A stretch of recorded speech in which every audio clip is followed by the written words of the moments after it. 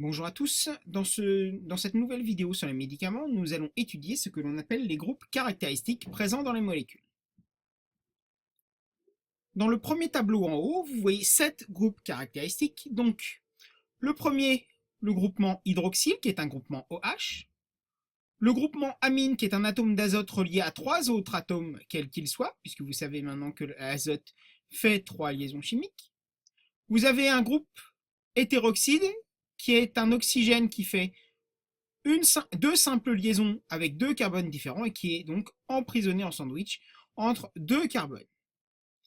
Vous avez le groupement carbonyle qui est une double liaison carbone-oxygène.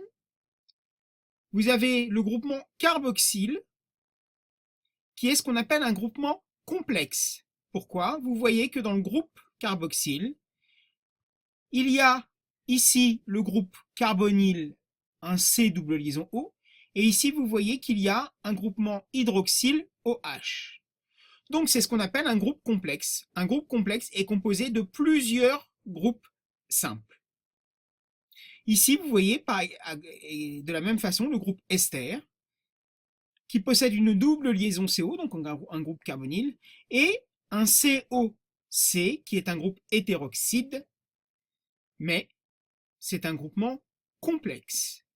Ici, la seule différence que vous avez entre un groupe ester et un groupe carboxyle, c'est que dans le groupe carboxyle, vous avez un hydrogène, donc la molécule s'arrête là, alors que sur un groupe ester, vous avez un carbone avec éventuellement une chaîne supplémentaire à côté. Le dernier groupe amide, c'est une double liaison CO, donc un groupe carbonyle, et un azote qui fait ces trois liaisons, donc un groupement amine. Le groupe amide est caractérisé par une double liaison CO et une liaison CN portées par le même carbone. Ici, vous avez une liaison CN et une double liaison CO sur un même carbone, ça veut dire un groupement amide.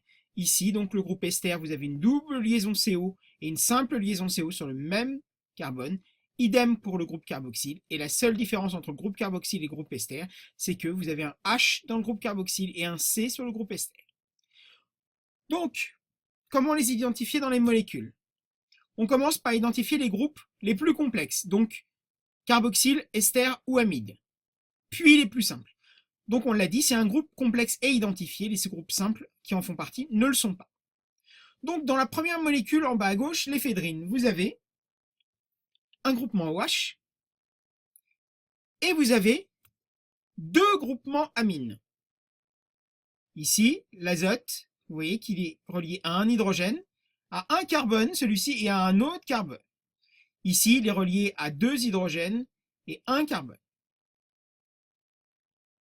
Dans la molécule d'acide acétylsalicylique, plus connue sous le nom d'aspirine, vous allez avoir, donc là je remets les groupes plus simples, un groupement carboxyle et un groupe ester. Vous voyez qu'ici, donc vous avez un carbone avec une double liaison CO et une simple liaison CO sur le même carbone avec un OH, donc vous avez un groupement carboxyle. On ne note pas le groupement carbonyle ni le groupe hydroxyle. Ici, pareil, on ne note pas le groupe carbonyle et on ne note pas le groupe carboxyle. On note le groupe hétéroxyde. On note le groupe ester en entier. Dans le paracétamol, vous avez un groupement hydroxyle et un groupement amide. Vous voyez que le C porte une double liaison CO et une liaison CN. Dans la lidocaïne, vous avez une liaison amide en violet et une liaison amine en vert. Et dans le pyracétam, vous avez deux groupements amides. Alors, je précise, ici, on parle de groupes caractéristiques, à ne pas confondre avec ce qu'on appelle les fonctions et les familles. Un groupe caractéristique peut être présent dans plusieurs familles chimiques différentes.